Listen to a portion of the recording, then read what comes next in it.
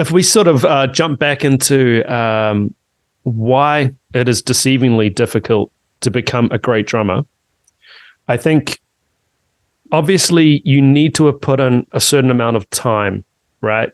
To even be able to have the hindsight and the knowledge to go, wow, okay, man, I'm not good at that.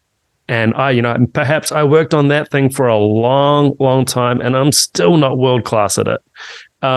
So is there anything else you want to add in terms of this point of being deceivingly difficult?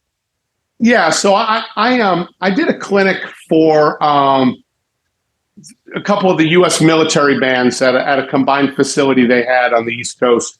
And I had one of the soldiers walk up and there was a whiteboard. I said, I want you to go up to the whiteboard and draw for me the best possible circle that you can draw.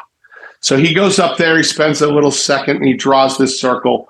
He sits down. I said, you know what? That's really good. I said, I mean, it's obviously a circle, but I mean, if we look at it really closely, it's kind of flat over here and it kind of comes together real funny over here. And, the idea of drawing a perfect circle is it sounds like a simple thought, but it's exceedingly difficult.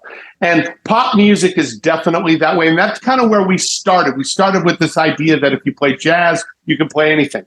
Playing pop music, you really have to think about the entire song structure from beginning to end. You have to have a plan that works all the way through. I'm talking about the voicings. That's like whether I'm playing close hi-hat or open hi-hat, or whether I'm playing the ride or the ride bell or the floor tom or the rim of the drum as a riding implement.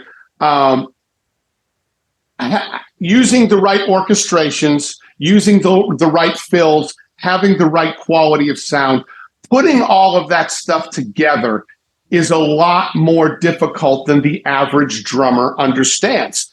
And it's not an ego thing. It's just if I can get them to understand that, then we can close the gap. And then closing the gap isn't very hard. If you go, oh gosh, Jim's quality of sound is so much better than mine, I want to get more consistent like that. Or they go, Jim's decision-making is really nice. I don't want to have Jim's decision-making, but I want my decision-making on that level. I want to be able to explain myself. Like, why did I play that fill? Why did I go to that voicing?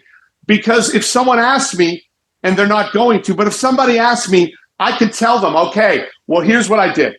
I'm playing the close hi-hat on the verse because the verse is where the story is being told. So I want to use a voicing that's not getting in the way of that. When I get to the chorus, I'm using the open hi-hat.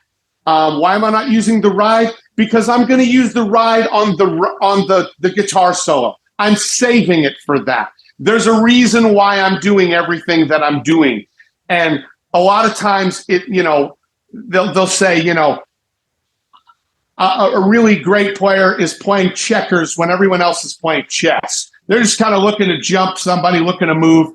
A real chess player is thinking 5, 6, 7, whole game ahead of where everybody else is thinking. And when I'm playing a song, I look at a song and I go, okay, I got a plan, and this is what I'm gonna do with it. And then you know what? I play it, and if it doesn't come out the way that I think, that plan needs some adjusting because I just did not vibe with the crash cymbal on the bridge. So I'm going to go to the toms on the bridge, and I'm going to adjust that plan. Or you know what? I went to the ride as a default for the intro, but now I realize that maybe I should have stayed on the hi-hat and let the intro just kind of blend into the verse.